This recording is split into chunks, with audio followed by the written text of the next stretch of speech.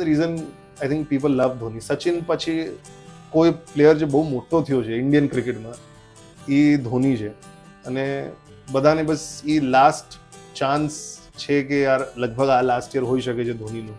ત્યાંની એક આરજે હતી મને કહીને ગઈ કે તું આરજે કદી બની નહીં શકે કેમ કે તારામાં એ વાત નથી. વેરી પ્રાઉડ મોમેન્ટ આજે રોહિત શર્મા આટલું મોટું નામ છે મારા માટે એ છે કે મેં રોહિત શર્માને ઘણા બોલ બીટ કરાવ્યા છે, આઉટ નથી કર્યો અત્યાર સુધી. સર તમારો ડ્રાઈવર તો વિચારતો હશે તમે ગાંડા થઈ ગયા, એને થોડી ખબર તમારા મનમાં શું ચાલે.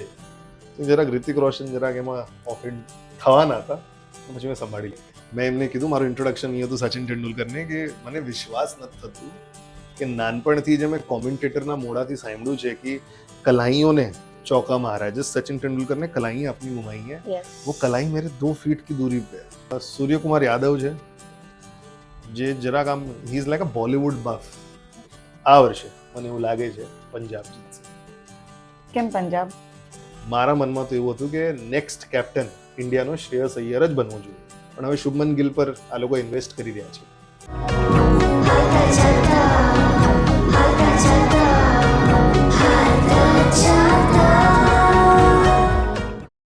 નમસ્કાર, જય માતાજી, જય સ્વામિનારાયણ, જય શ્રી કૃષ્ણ. મારું નામ છે કરણ.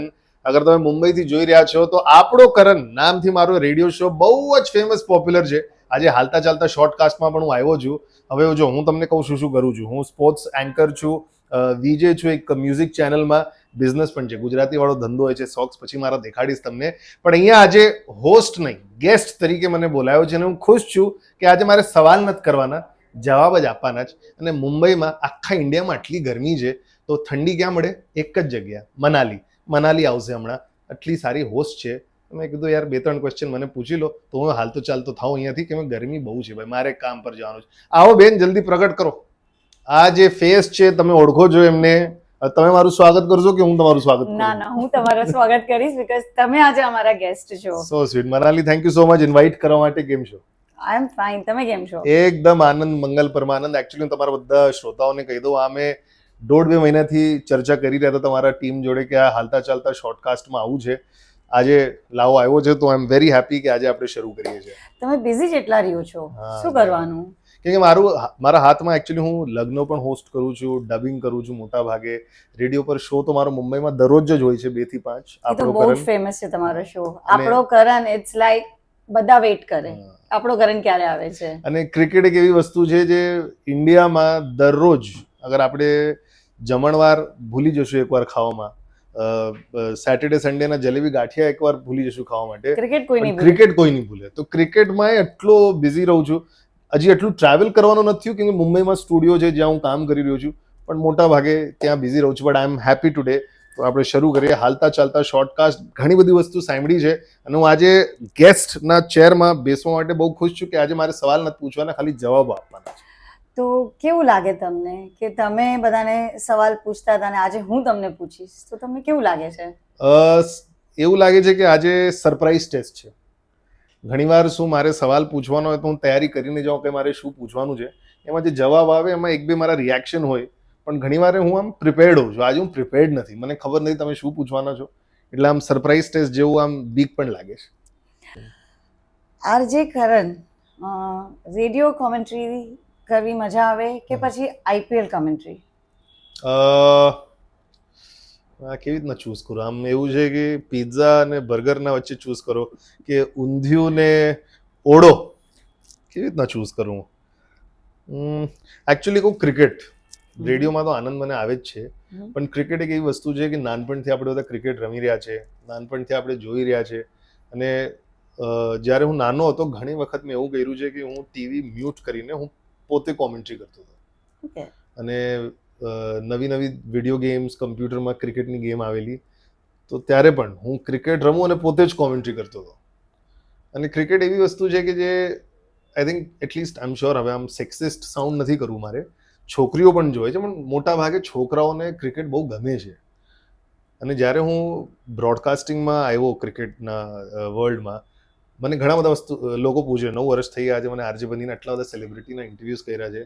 મને એક પ્રશ્ન હંમેશા બધાએ પૂછ્યો છે કે તું કયા સેલિબ્રિટીને જોઈને એકદમ ખુશ થઈ ગયો, સ્ટારસ્ટ્રક કોને જોઈને થયો? તો તો મારો હંમેશા કાયમ એક જ જવાબ હોય છે કે હું સ્પોર્ટ્સ પર્સનાલિટીને જ્યારે મળું છું દેટ ટાઈમ આઈ ગેટ સ્ટારસ્ટ્રક. અને ક્રિકેટર તો ઓફકોર્સ, બટ બાકી પણ જે પણ સ્પોર્ટ્સ એથ્લીટ છે, હું આમ જ્યારે એ લોકોને જોઉં મળું ત્યારે આમ લાઈક બાપરે, હું આમને મળ્યો આજે.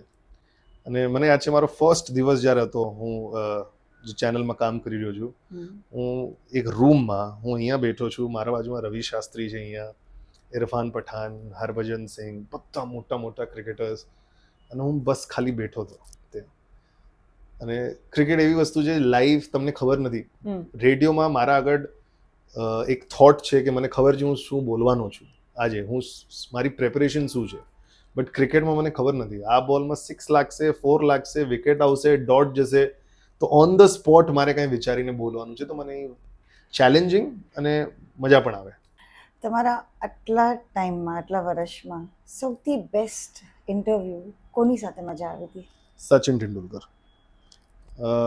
ડેટ પણ મને યાદ છે, 16 મે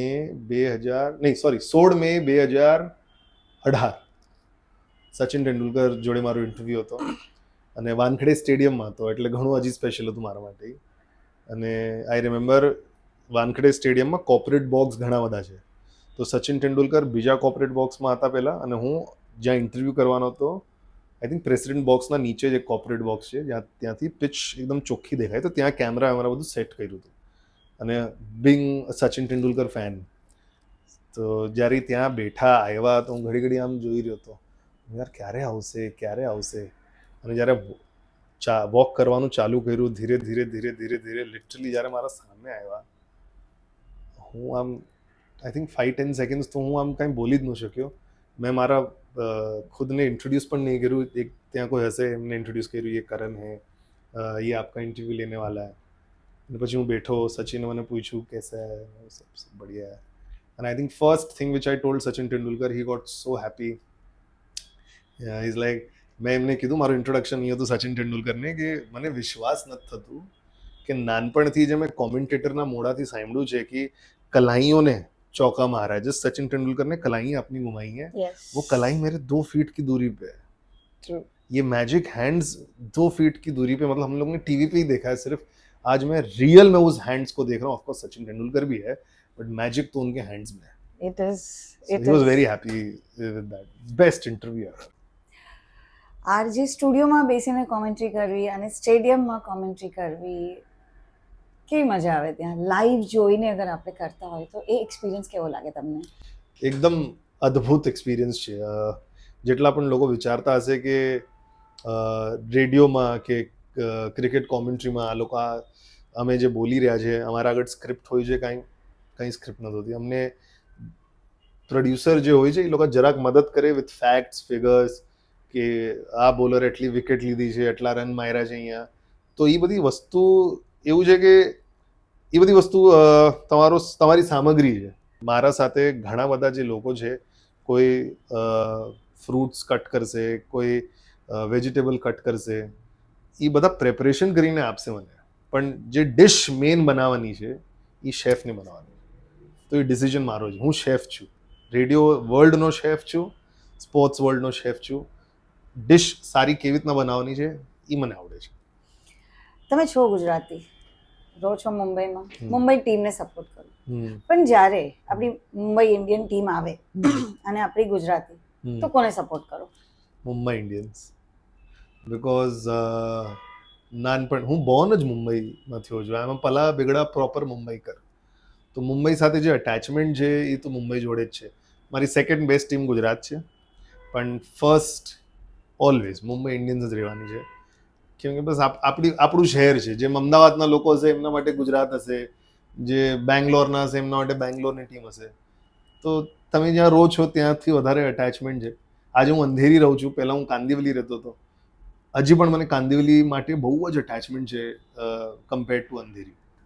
તો forever Mumbai Indians fan assemble. આપણી મુંબઈ ઇન્ડિયન ટીમ્સમાંથી સૌથી વધારે મસ્તીખોર કોણ છે? જેટલું મેં વાત કરી છે આ લોકો જોડે, જેટલી ઇન્ફોર્મેશન મારા આગળ છે, કરંટ ટીમમાં સૂર્યકુમાર યાદવ છે, જે જરાક આમ he is like a Bollywood buff. એમને ઘણા બધા ડાયલોગ્સ, ગીતો મોડે છે. તો ઘણીવાર એવી બધી સિચ્યુએશન આવે જ્યારે આમ રેન્ડમલી કયો પણ એક Bollywood dialogue related to the situation બોલી દે છે and makes the room very funny. Okay, I think Suryakumar Yadav is the most funniest. So he makes the atmosphere very yes happily. Yes, Suryakumar Yadav તમારા આજુબાજુ હશે તો તમને લાગશે કે યાર બોર નહીં થાવ તમે. આમ કેટલું પણ ટેન્શન વાળો સીન હશે ને, એ સૂર્યકુમાર યાદવ કાંઈ બોલશે, કાંઈ હું કરશે, યુ વિલ બી હેપી. અચ્છા, રોહિત શર્માની પેટર્ન છે બોલવાની, હા યે હા. તમારી સાથે બી એવી જ રીતે વાત કરી? એક બે વખત એવી રીતના થયું છે કે મારા જોડે એક બે વખત એમની જે સ્ટાઇલ છે એક બે વખત એવી રીતના મારા જોડે વાતચીત કરી છે. પણ એકચ્યુઅલી એમનું બીકોઝ ખબર નહીં, હું તમને કહું, હું ને રોહિત શર્મા એક જ સ્કૂલમાં હતા. તો રોહિત શર્મા બોરીવલી બ્રાન્ચમાં હતો, સ્વામી વિવેકાનંદ ઇન્ટરનેશનલ સ્કૂલ. હું કાંદિવલી બ્રાન્ચમાં હતો. તો અમારી કાંદિવલી સ્કૂલ જરાક નવી હતી, બોરીવલી જૂની હતી. તો બોરીવલીની ક્રિકેટ ટીમ ઓલરેડી સેટ હતી અને અમે જરાક નવી ક્રિકેટ ટીમ બનાવી રહ્યા હતા. ત્યારે મને યાદ છે દિનેશ લાડ જે રોહિત શર્માના કોચ છે, અમારા એક કોચ છે, અમને કાંદિવલીથી બોરીવલી લઈ જતા હતા ખાલી રોહિત શર્માને નેટ્સમાં બોલિંગ નાખવા માટે. હું બોલર છું, તો અમે દરરોજ ક્રિકેટિંગ પીરિયડમાં નવેમ્બરથી લઈને આઈ થિંક જાન્યુઆરી ફેબ્રુઆરી સુધી 3-4 મહિના એવરી ડે ઓર ઓલ્ટરનેટ ડે કલાક ખાલી રોહિત શર્માને અમે નેટ્સ પર બોલિંગ નાખતા હતા. અને વેરી પ્રાઉડ મોમેન્ટ આજે રોહિત શર્મા આટલું મોટું નામ છે મારા માટે એ છે કે મેં રોહિત શર્માને ઘણા બોલ બીટ કરાવ્યા છે. આઉટ નથી કર્યો અત્યાર સુધી, પણ નેટ્સ પર ઘણા બોલ મારા બીટ થયા છે. હવે તો હમણાં હું બોલિંગ કરવા જઈશ તો બધા જ બોલ 6 રન જ મારશે. તો પછી ક્રિકેટમાં આગળ કેમ ના વધ્યા? કેમ કે મને લાગે જલ્દી રિયલાઇઝેશન થઈ ગયું કે આટલા બધા ક્રિકેટર્સ છે, તમે આજે કશે પણ જાઓ કોઈને કોઈ ગલીમાં ક્રિકેટ રમી રહ્યા છે, લીગ લેવલ પર ક્રિકેટ રમી રહ્યા છે, તો મને લાગ્યું યાર હું આટલું સારું પ્રોબ્લી નહીં રમી શકું. એ કોમ્પિટિશનમાં આગળ વધવા માટે એક મારા આગળ એકચ્યુઅલી આ હેડ અ રિયાલિટી ચેક. મને ખબર હતી કે નહીં થાય. અને જેટલા પણ લોકો સાંભળે છે અત્યારના જે યંગસ્ટર્સ છે અથવા 25-30 વર્ષના જે હજી પણ કરિયર ચૂઝ કરી રહ્યા છે, સ્ટ્રગલ કરી રહ્યા છે, ખબર નથી પડતી. ઇટ ઇઝ વેરી ઇમ્પોર્ટન્ટ કે તમારી ખુદની સ્ટ્રેન્થ વીકનેસ તમને ખબર હોવી જોઈએ. એક રિયાલિટી ચેક તમારા આગળ હોવું જોઈએ. આખી દુનિયાને તમે ખોટું બોલી શકો છો, પણ પોતાને ખુદને કદી ખોટું નહીં બોલવાનું. અને અગર તમને લાગી રહ્યું છે કે આ તમારાથી કામ નથી થતું, 2-3 વાર એવા અવસર આવશે જ્યારે તમને લાગશે કે નહીં થાય, આટલું જ તમે સ્ટ્રેચ કરી શકો છો, એના બિયોન્ડ સ્ટ્રેચ નહીં કરી શકો. તો ઇટ ઇઝ ઇમ્પોર્ટન્ટ એક્સેપ્ટ કરીને કંઈ બીજું કરો. Acceptance is the key. એવી કોઈ ઘટના, ઇન્સિડન્ટ થઈ છે કે સેલિબ્રિટી હોય, મે બી આપણી ઇન્ડસ્ટ્રી હોય કે ક્રિકેટર્સ હોય, તમે કોઈક એવો પ્રશ્ન પૂછી લીધો અને એમને નથી ગમ્યું અને માહોલ ગરમાગરમી થઈ ગઈ છે? છેલ્લા 9 વર્ષમાં રિતિક રોશન જોડે થયું હતું એક વખત, કાબિલના પ્રમોશનના ટાઈમ. હું એમને કંઈ પૂછી રહ્યો હતો મુંબઈનું ટ્રાફિકનું. ત્યારે મેટ્રોનું કામ શરૂ થયું હતું 2016-17માં અને મુંબઈનું ટ્રાફિક વધી રહ્યો હતો. તો મેં એમને પૂછ્યું કે તમે ટ્રાફિકમાં હોય તમે ત્યારે કરો છો? તો રિતિક રોશને કીધું હું આમ એન્ઝાઇટી આવી જાય, નર્વસ થઈ જાય અને આમ ગાળો આપતો રહેતો હોય પોતાના મનમાં કે શેટ મેં આ રસ્તો કેમ લીધો, મારે બીજા રસ્તામાં જવું હતું. અને એ પોતાના સાથે વાત કરવા માંડે પણ મનમાં, પણ એમને બોડી એક્શન ચાલુ રહે. તો સર તમારો ડ્રાઈવર તો વિચારતો હશે તમે ગાંડા થઈ ગયા, એને થોડી ખબર તમારા મનમાં શું ચાલે છે. તો જરાક રિતિક રોશન જરાક એમાં ઓફેન્ડ થવાના હતા, પછી મેં સંભાળી લીધું. થયું બી તો રિતિક રોશન જોડે થયું 2016માં. પણ અગર તમારા બાજુમાં કોઈ બેઠો હોય અને આમ કરતો રહે તો એમ નહીં લાગે ગાંડો થઈ ગયો છે? ડ્રાઈવર તો એ જ વિચારતો હશે ને કે ગાંડો થઈ ગયો છે. True, very true. આરજે બનવું કેમ? આ બહુ મોટી સ્ટોરીઝ, પણ ટૂંકમાં તમને હું કહી દઉં તો 2011-12 હું CA ની પ્રિપેરેશન કરી રહ્યો હતો. મારી ફાઇનલ CA ની એક્ઝામ બાકી છે, હજી મેં પૂરી કરી નથી. એ વખતે હું જરાક ઇન્ટર CAમાં 1-2 વાર ફેલ થયો હતો અને પછી ફાઇનલમાં હું જ્યારે આવ્યો ત્યારે 1 અટેમ્પ્ટ કે 2 અટેમ્પ્ટ લાગી ગઈ હતી. ફાઇનલી CA ક્લિયર થતું નહોતું, તો કાંઈ ડિરેક્શન હતી નહીં મારા આગળ. અને કેમ કે મારા પપ્પા 2001માં ગુજરી ગયા હતા, તો ત્યારથી અમારી જરાક ફિનાન્શિયલ કન્ડિશન ઉપર નીચે રહી હતી. અને હું આઈ થિંક 11 વર્ષનો હોઈશ ત્યારથી જ મેં જરાક કમાવાનું શરૂ કરી નાખેલું. પણ પછી જ્યારે 2011-12માં ગ્રેજ્યુએશન થઈ ગયું, સીએ મારું ભણતર પૂરું થતું નહોતું, અને એ ટાઈમ પર કોલ સેન્ટર ઇન્ડસ્ટ્રી બૂમમાં હતી. અને મુંબઈમાં ત્યારે કોલ સેન્ટરમાં એઝ ફ્રેશર એ વખતે હું કહું છું 2009થી 9-10થી they use to pay salary 25,000. અને ત્યારે 25,000 બહુ મોટી સેલરી હતી. તો હું જ્યારે કોલ સેન્ટરમાં કામ કરતો હતો ત્યારે મને એક જ કોમન ફીડબેક મારા જે કોલર્સ હતા, જેમના જોડે હું વાત કરી રહ્યો હતો, ઓસ્ટ્રેલિયા અને અમેરિકન કસ્ટમર જોડે, અને પછી હું ટ્રેનર બનેલો, એક જ કોમન ફીડબેક ત્યારે આવેલી કે તારો અવાજ બહુ સારો છે, તું બોલે છે એ બહુ સારું છે, અને મારું જનરલ નોલેજ, જનરલ ઇન્ફોર્મેશન નાનપણથી એટલું સારું છે કે હું તમને કહું, હું ક્લાસ 4th કે 5thમાં હોઈશ ત્યારથી હું છાપું વાંચું છું. તો હું જરા કોન્વર્ઝેશનલ સ્કિલ્સ, વાતચીત કરવામાં બહુ સારો હતો. એવી નોર્મલ ફીડબેક મને મળતી હતી. અને જ્યારે મારા દોસ્તાર મને પ્રશ્ન કરી રહ્યા હતા કે તું શું કરી રહ્યો છે, કેમ કોલ સેન્ટરમાં કામ કરે છે, કાંઈ આગળ ફ્યુચર નહીં, સીએ તારું ભણતર પૂરું થતું નથી, તો મેં એક જ ફ્લોમાં કાંઈ વિચાર્યું નહીં, મેં મારા મિત્રોને કહી દીધું કે હું આરજે બનીશ એક દિવસ, બસ. તો એમાં એક મારો ફ્રેન્ડ હતો, એ રેડિયો મિર્ચી સુરતમાં ઇન્ટરવ્યૂ મારો કેવી રીતના ખબર નહીં કાંઈ આરજે હન્ટ ચાલી રહ્યું હતું, તો એ મારું નામ ત્યાં નોમિનેટ કર્યું અને મને કોલ પણ આવ્યો ઇન્ટરવ્યૂ માટે, અને હું ફાઇનલ રાઉન્ડ સુધી પહોંચી ગયો. 20-25 લોકો આવ્યા હશે ઇન્ટરવ્યૂ માટે આરજે હન્ટમાં, હું ફાઇનલ સુધી પહોંચ્યો, અને મને એક જ વસ્તુ માટે રિજેક્ટ કર્યો કે હું લોકલ નહોતો. અને ત્યાંની એક આરજે હતી, મને કહીને ગઈ કે તું આરજે કદી બની નહીં શકે કેમ કે તારામાં એ વાત નથી. તો પહેલાં મને લાગ્યું હું ફાઇનલ રાઉન્ડ સુધી આવી ગયો, અને હમણાં હું મને કેમ કે છે. તો ખાલી પાછો ગુસ્સામાં, ત્યારે ઉંમર એવી હતી મારી, હું એને કહીને ગયો હતો કે મુંબઈમાં એક દિવસ આરજે બનીને દેખાડીશ. અને 2014-15માં રેડિયો સિટીમાં જ્યાં હમણાં હું કામ કરી રહ્યો છું, ત્યાં ઇન્ટર્નની એક પોઝિશન ખાલી હતી. તો મેં ત્યાં 10-11 મહિના ઇન્ટર્નશિપ કરી, અને જ્યારે એક શો ખાલી થયો તો મેં પિચ કર્યું કે મારે આવું કંઈનું શો કરવું છે આ પ્રકારનો. તો મારી ટીમે મને આઈ થિંક 6 કે 8 દિવસ આપ્યા હશે કે તમને અમે આટલા 5-6 દિવસ આપશું, અગર તમારો શો ગમ્યો અમને તો તમે ફોર એવર ઓન એર રહેશો. અને આજે એ વાતને 8-9 વર્ષ થઈ ગયા છે કે હું ઓન એર છું. ટૂંકમાં હતી સ્ટોરી. સચ અ લવલી શો કે બધા વેઇટ કરે કે આપણો કરણ ક્યારે આવે છે રેડિયો ઉપર. ઇનફેક્ટ અમે પણ સાંભળતા હોઈએ છીએ. આઈપીએલ ચાલુ છે, બધી જ ક્રિકેટ ટીમો છે, પણ જ્યારે ધોની આવે છે ક્રાઉડ આમ ગાંડું થઈ જાય છે. ટીવી પર તો અમે જોઈએ છીએ, પણ લાઈવમાં કેવું લાગે છે ત્યાં? હું તમને એક જ નાનો દાખલો આપીશ કે કેમ ચેન્નાઈ ધોની પાછળ આમ ગાંડાની જેમ ફોલો કરે છે, ભગવાન કેમ માને છે. મારું જે સાસરું છે એ રાંચીનું છે, ધોની રાંચીથી આવે છે. અને હમણાં હું 2 મહિના પહેલાં ચેન્નાઈ ગયો હતો એક લગ્ન હોસ્ટ કરવા માટે, અને મારી વાઈફ પણ હતી લગભગ, હતી મારી વાઈફ નેક્સ્ટ દિવસે આવી હતી. તો હું એરપોર્ટ લેવા ગયો હતો મારી વાઈફને, તો હું ડ્રાઈવર જોડે વાત કરી રહ્યો હતો, તો એ બધું પૂછી રહ્યો હતો કે લોકલ સાઇટ સીઈંગ ક્યાં જવાનું, કઈ વસ્તુ સારી છે, કઈ હોટેલ સારી છે. તો જરાક ઓકે જવાબ આપ્યા, ક્લિયર જવાબ આપ્યા નહીં.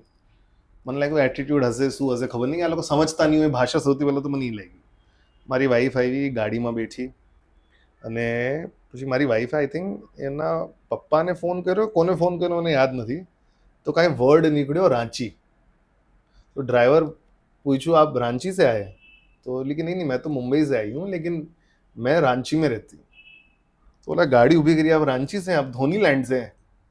અને પછી મફતમાં અમને ઘણું તો ફરાવ્યું એ, અને જે જબરદસ્ત આઇટનરી બનાવીને આપી કે તમે 3 દિવસ અગર છો ચેન્નાઈમાં તો તમે શું શું કરી શકો છો, ક્યાં જઈ શકો, તમારા એજ ગ્રુપ માટે આ બધી વસ્તુ સારી છે. અને જવાનું ક્યાં નહીં ચેન્નાઈમાં એ પણ બતાવી દીધું. તો અડધો કલાક જે મેં ટ્રાય કર્યું, પ્રયાસ કર્યો એમના જોડે વાત કરવાનો, આમ અડધી ઇન્ફોર્મેશન ટુકડામાં આપી. પણ જ્યારે ખબર પડી કે મારી વાઈફ રાંચીની છે અને હું પણ રાંચીથી જરાક રિલેટેડ છું, આખી ઇન્ફોર્મેશન આપી દીધી. તો આટલો ઇમ્પેક્ટ છે ધોનીનો ચેન્નાઈમાં, આટલું એમને માને છે. ધોનીથી જોડાયેલી જેટલી પણ વસ્તુ છે, ચેન્નાઈના જે લોકો છે બધી જ વસ્તુને પ્રેમ કરે છે. બિકોઝ એવું છે કે જે ધોનીએ કર્યું છે ઇન્ડિયન ક્રિકેટ માટે, કોઈ અત્યાર સુધી એવું કર્યું નથી. 2007નો વર્લ્ડ કપ, 11નો વર્લ્ડ કપ, 13ની ચેમ્પિયન્સ ટ્રોફી, ટેસ્ટ ટીમમાં જરાક નંબર 1 પોઝિશનમાં આવેલા એમના કેપ્ટન્સીના ટાઈમ, તો ઘણું ડોમિનેટ કરેલું વર્લ્ડ ક્રિકેટને. અને તમે જો બ્રોડકાસ્ટિંગ ટીવીનું 83-87 બધી જગ્યાએ હતું, પણ જ્યારે સચિન તેંડુલકર રમવાનું શરૂ કર્યું 92-93માં broadcasting took a very big role. બધા ટીવી જ્યારે બધાના ઘરે ઘરે આવવા માંડ્યા. પહેલા તો એવું હતું કે 10 ઘરના વચ્ચે એક ટીવી, બધા એક ઘરે ભેગા થઈને બધા એવું જોતા હતા. પણ હવે બધાના પાસે ઘરે એમના પાસે એક ઇન્ડિવિજ્યુઅલ ટીવી સેટ બધાના આગળ આવી ગયા હતા. તો બ્રોડકાસ્ટિંગ ધીરે ધીરે શરૂ થઈ, ક્રિકેટના બધા ફેન્સ થવા માંડ્યા અને 99 થી લઈને 2008-9 સુધી ઓસ્ટ્રેલિયાનું ડોમિનેશન હતું વર્લ્ડ ક્રિકેટમાં. અને એ ડોમિનેશનને તોડવાવાળો ધોની હતો. અને બેક ટુ બેક જે 5-6 વર્ષમાં જે કર્યું છે એ અત્યાર સુધી મને નથી લાગતું કોઈ કેપ્ટને કર્યું છે. It was marvelous. અને that is the reason I think people love Dhoni. Sachin પછી કોઈ પ્લેયર જે બહુ મોટો થયો છે ઇન્ડિયન ક્રિકેટમાં એ ધોની છે. અને બધાને બસ એ લાસ્ટ ચાન્સ છે કે યાર લગભગ આ લાસ્ટ યર હોઈ શકે છે ધોનીનો. તો એટલે બધા બસ લાસ્ટ યર પણ એવું હતું, એના પહેલાના વર્ષ પણ એવું હતું કે બધા એક્સપેક્ટ કરી રહ્યા કે ધોની મે બી આના પછી નહીં રમે. તો બધાને જોવું છે કે ધોની લાસ્ટ ટાઈમ જોઈ લઈએ. લેજેન્ડ પ્લેયર છે. સૌથી અઘરો સવાલ પૂછવા જાઉં છું. પૂછો ને. કેટલા માર્ક્સનો છે? આઈપીએલ કોણ જીતશે? આઈપીએલ કોણ જીતશે? મેં એકચ્યુઅલી મારા ટ્વિટર હેન્ડલ પર પણ એક્સ થઈ ગયું છે નામ, પણ Twitter is what I always refer because મને ટ્વિટર જ ગમે છે. આઈપીએલ શરૂ થયું ત્યારે મેં એક પ્રેડિક્શન આપ્યું છે, ખબર નહીં સાચું થાય કે નહીં. આ વર્ષે મને એવું લાગે છે પંજાબ જીતશે. કેમ પંજાબ? કેમ કે શ્રેયસ અય્યર જે કેપ્ટન છે, લાસ્ટ ટાઈમ ચેમ્પિયન બન્યા હતા કલકત્તા જોડે. હવે એ માણસને જરા ગુસ્સો છે. અને હું તો મારો જ એક્ઝામ્પલ આપીશ. હું જ્યારે રેડિયો જોકી બન્યો એની પહેલાં મને કોઈ કીધું આપ આરજે નહીં બન सकते, તો હું આરજે બની ગયો. પછી મને કોઈ કીધું કે આપ બિઝનેસ કેસે કર सकते, આટલું બધું કામ કેવી રીતના કરી શકો છો. મેં બિઝનેસ સ્ટાર્ટ કરી દીધો.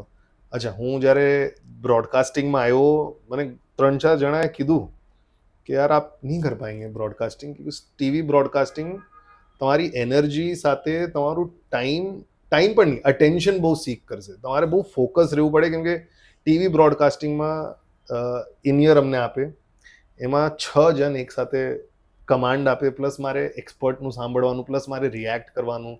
તો એ બધું લાઈવમાં બધું બેલેન્સ કરવાનું ઇઝ વેરી ડિફિકલ્ટ. તો એમાં ઘણા બધા ડરાયો હતો, તો પણ મેં કરીને આપેલું. પણ મારી વાત નહીં, હવે શ્રેયસ અય્યરની વાત. દિલ્હીની ટીમમાં હતા, દિલ્હીની ટીમમાંથી કાઢી મૂકી અમને, કલકત્તામાં ગયા. દિલ્હીને 2 વાર ફાઇનલ્સ પહોંચાડ્યો પણ શ્રેયસ અય્યર એમના કેપ્ટન્સીમાં. કલકત્તાને જીતાડ્યો, કલકત્તાએ પણ રિટેન નહીં કર્યો, પંજાબમાં આવ્યા છે. અચ્છા, આ આખી જર્નીમાં ઇન્ડિયન કોન્ટ્રાક્ટ પણ એમના હાથથી વયો ગયો હતો. હવે પાછું હમણાં નવા કોન્ટ્રાક્ટ બનવાના છે, તો શ્રેયસ અય્યરનું નામ છે. અચ્છા, તો એ પણ જરાક એક ગુસ્સો છે. અને મારા હિસાબથી when I so Shreyas Iyer playing for the first time, મારા મનમાં તો એવું હતું કે નેક્સ્ટ કેપ્ટન ઇન્ડિયાનો શ્રેયસ અય્યર જ બનવો જોઈએ. પણ હવે શુભમન ગિલ પર આ લોકો ઇન્વેસ્ટ કરી રહ્યા છે. તો શ્રેયસ અય્યરના મનમાં પણ એવું હશે કે હું ઇન્ડિયન કેપ્ટન બની નહીં શક્યો. Nevertheless he has to prove lot of things. અને એ એક બેટલમાં છે. અને મને લાગે છે એ બેટલ આ વખતે પણ જીતશે અને પંજાબને ચેમ્પિયન બનાવશે. એવું મારું ધારવાનું છે ભાઈ. ખબર ખોટું એ પડી શકે, પણ ધીસ ઇઝ વોટ આઈ એમ અઝ્યુમિંગ. તો મુંબઈ ઇન્ડિયનને છોડીને Punjab this year Punjab is winning hands down. મારું એવું છે. હમણાં સારું પણ કરી રહ્યા છે એ લોકો. 2-3 મેચ જીતી ગયા છે લગભગ. આરજે કરણ, આપણો કરણ, તો આપણો કરણની લાઈફમાં સ્પેશિયલ કોણ છે? પર્સન કે ખાવા પીવાની વસ્તુ? તમારી પછી તમારે શું કેવું છે? પર્સન તો મારી વાઈફ છે. 2 વર્ષ થયા પરણીને. I think one of the most happiest decision મારા લાઈફનો કે હું પરણી ગયો. એકચ્યુઅલી પરણવાનું નહોતો, ખબર નહીં. મને હજી હું ને મારી વાઈફ અમે જ ઘણીવાર ડિસ્કસ કરીએ કે અમે પરણ્યા કેવી રીતના. કેમ કે પરણવાનો પ્લાન હતો જ નહીં. ખબર નહીં કેવી રીતના. આમ શ્યોર ઘણા બધા જણ જે રિલેટ કરતા હશે, જે સ્પેશિયલી રિલેશનશિપમાં છે વર્ષોથી, અને અચાનક જે લગ્નનું ટ્રાન્ઝિશન થઈ જાય, તો આઈ થિંક મને નહીં ખબર કેવી રીતના. 2 ફેવરેટ છે મારા એકચ્યુઅલી. મારો નેફ્યુ રણવીર અને મારી વાઈફ સિમરન, 2 ફેવરેટ છે મારા.